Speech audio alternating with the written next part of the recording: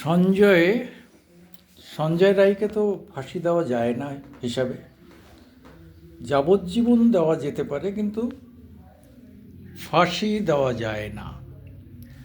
প্রথম কথা হচ্ছে যে কোনো ডাইরেক্ট এভিডেন্স সঞ্জয়ের বিরুদ্ধে পাওয়া যায়নি। পুলিশ পিটিএ 161-এ কথা স্বীকার করিয়েছে, সেটা কোর্টে গ্রাহ্য হয় না। ফলে ডাইরেক্ট তার কি পেয়েছে? তার কোনো কিছুই পায়নি। কোথায় বলা হয়েছিল যে কি একটা ফিল্ম না কি একটা ইয়ে পেয়েছিল, এই। কিন্তু অত ছোট জিনিসে ডাইরেক্ট এভিডেন্স বলা যায় না। প্রথম কথা হচ্ছে ফাঁসি তারই হবে রেয়ার অফ দ্য রেয়ারেস্ট, অর্থাৎ বিরলতমের মধ্যে বিরলতম। সেই ঘটনা হলেই তবেই সে ফাঁসি তার বিরুদ্ধে হতে পারে, তাছাড়া ফাঁসি হয় না। ক্যাপিটাল পানিশমেন্ট সহজে হয় না। কিন্তু সঞ্জয় রায়ের বিরুদ্ধে এমন কোনো ডাইরেক্ট এভিডেন্স আনতে পারেনি তাতে যাতে প্রমাণ হয় ও খুন করেছে, ও ধর্ষণ করেছে। ওকে পিটিয়ে চাপ দিয়ে কি করা হলো সেটা বিচার্য হবে না। বিচার্য হচ্ছে তার ডাইরেক্ট রাখতে হবে, ডাইরেক্ট এভিডেন্স থাকতে হবে। কোনো ক্যামেরায় তাকে দেখা যাচ্ছে, অথবা তার এর শরীরে তার হাতের ছাপ পাওয়া গেছে, বা এর নখে যদি এর শরীরের কোনো অংশ চামড়া থাকে তার থেকে ডিএনএ টেস্ট থেকে হতে পারে, বা এর যে পরিমাণ বীর্য পাওয়া গেছে সেখান থেকেও ডিএনএ টেস্ট করে করা যেতে পারে।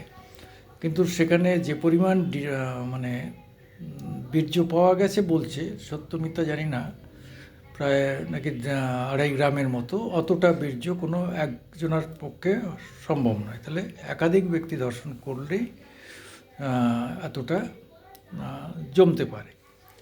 সেখান থেকেও তাহলে 2-3টে ডিএনএ আসবে। সেই সব দিক থেকে বিচার করলে কিন্তু সঞ্জয় রায়কে ফাঁসি দেওয়া যায় না, যাবজ্জীবন হতে পারে। যে কোনো একটা হত্যার সঙ্গে মানে 201 মানে প্রমাণ লোপাট করলেও তাতে সে লাইফ হতে পারে। সেসব মানে খুন না করলেও প্রমাণ লোপাটের চেষ্টা করলেও যাবজ্জীবন হতে পারে। ফলে এখানে একটা খুন হয়েছে, এটা তো বাস্তব। খুন হয়েছে, ধর্ষণ হয়েছে, ফলে এই ব্যাপারে তার লাইফ হওয়াটাই মানে স্বাভাবিক, নিয়ম মাফিক। এইবার যদি আদালত বিচারক কিছুটা ভাবুক হয়ে অথবা সারাউন্ডিং প্রেশারে পড়ে, কারণ যেভাবে এখনই মিছিল মিটিং হচ্ছে, ওর ফাঁসি চাই, সেই জায়গায় সেই চাপে পড়ে যদি তিনি দেনও, তবে আমি নিশ্চিত যে হাইকোর্টে গিয়ে বা সুপ্রিম কোর্টে গিয়ে সেটা টিকবে না, লাইফ ইমপ্রিজনমেন্ট হবেই। এই মুহূর্তে জনগণ এবং মহিলাদের যে ধরনের মিছিল মিটিং ইত্যাদির চাপে পড়ে, তাছাড়া মুখ্যমন্ত্রীও বলেছেন যে ফাঁসি হওয়া উচিত এই ঘটনার। সর্বস্তরের মানুষ রাস্তায় নেমেছিলেন, ফাঁসি হওয়া উচিত এই ঘটনায়। দলমত নির্বিশেষে বিজেপি বলেছে, বামেরা বলেছে, সবাই বলেছে যে এর ফাঁসি হওয়া উচিত। আর সেখানে মুখ্যমন্ত্রী নিজে তো মিছিল করেছেন, প্রচুর মহিলাদের নিয়ে রাস্তায় মিছিল করেছেন ফাঁসির দাবিতে। সেই জায়গায় দাঁড়িয়ে যদি বিচারক কিছুটা আন্ডার প্রেশার যদি ফাঁসির কথা শোনানো, তবে সেইটা হায়ার কোর্টে কিন্তু আমার মনে হচ্ছে হায়ার কোর্টে গিয়ে সেটা চেঞ্জ হবে। লাইফ মানে লাইফটাই হচ্ছে উপযুক্ত শাস্তি। সুপ্রিম কোর্ট পর্যন্ত গেলে একই উত্তর পাওয়া যাবে। এটা তো গেল একটা দিক, কিন্তু কথাটা হচ্ছে যে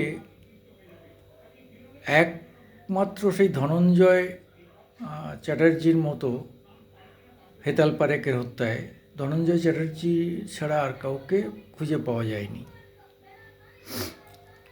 কেন খুঁজে পাওয়া যায়নি এবং সেটা নিয়ে ব্যাপক ব্যাপক মানে সন্দেহ দেখা দিয়েছিল। আমি তখন হিন্দুস্তান টাইমসে 35টা স্টোরি লিখেছিলাম, এন্ট্রি স্টোরি। আমার মনে হয়েছিল যে ওকে ফাঁসানো হচ্ছে, অথবা ওকে একাকে দায়ী করে সমস্ত অপরাধের ঘাড়ে চাপানো হচ্ছে, কিছু লোককে বাদ দেওয়া হচ্ছে। এই সঞ্জয়ের ক্ষেত্রে, ধনঞ্জয় আর সঞ্জয়, এই সঞ্জয়ের ক্ষেত্রেও কিন্তু সেইটা হওয়া খুব একটা অস্বাভাবিক না। তাছাড়া সঞ্জয় নেপালি, মানে বাঙালি নয়, সরাসরি নেপালি, বাইরের থেকে কাজ করতে এসছে, ফলে তার ব্যাকবোনটা অর্থাৎ আর্থিক বা অন্যান্য দিক থেকে তার পিছনে খুব বেশি সমর্থন নেই। এসব প্রশ্ন কিন্তু পরবর্তীতে আসবে, আজ না আসলেও এটা আসবে। এসব মাথায় থাকে যেন। নেপালিরা ধীরে ধীরে ধীরে ধীরে এটাকে কিন্তু এটা অন্যভাবে দেখছে, অন্য নজরে দেখবে। যাই হোক, আর কেউ যুক্ত নয়, এই জায়গাটায় একটা চিহ্ন কিন্তু থেকে গেল। ফলে ধনঞ্জয় চ্যাটার্জির মতো সঞ্জয় রায়ের ক্ষেত্রেও যদি ফাঁসি বা যাবজ্জীবন যাই হোক না কেন, মানুষ কিন্তু একটা অবিশ্বাসের জায়গায় তদন্তকারীদের সম্পর্কে একটা মানে একটা অবিশ্বাসের জায়গায় তাদের দাঁড় করিয়ে দেবে বা দিয়েছে, এটা বলা যেতেই পারে। যাই হোক, সেটা বিচার ব্যবস্থা আমরা সমালোচনা করতে পারি, কিন্তু বিচার সর্বোপরি বিচার ব্যবস্থা, তার রায় মেনে নিতে হবে আমাদের। অন্তত দেশের আইন কানুন বা আমাদের সংবিধান সম্মতভাবে আমাদের দেশের সর্বোচ্চ হচ্ছে বিচার ব্যবস্থা, তার রায় আমাদের মেনে নিতেই হবে। তবুও প্রশ্ন ধনঞ্জয় চ্যাটার্জির ক্ষেত্রে ছিল, সঞ্জয় রায়ের ক্ষেত্রে থাকবে। আমি সুকুমার দেবনাথ আপনাদের সামনে আমার আজকের দিনের ইউটিউবে আপনাদের একটু সহযোগিতা কামনা করি।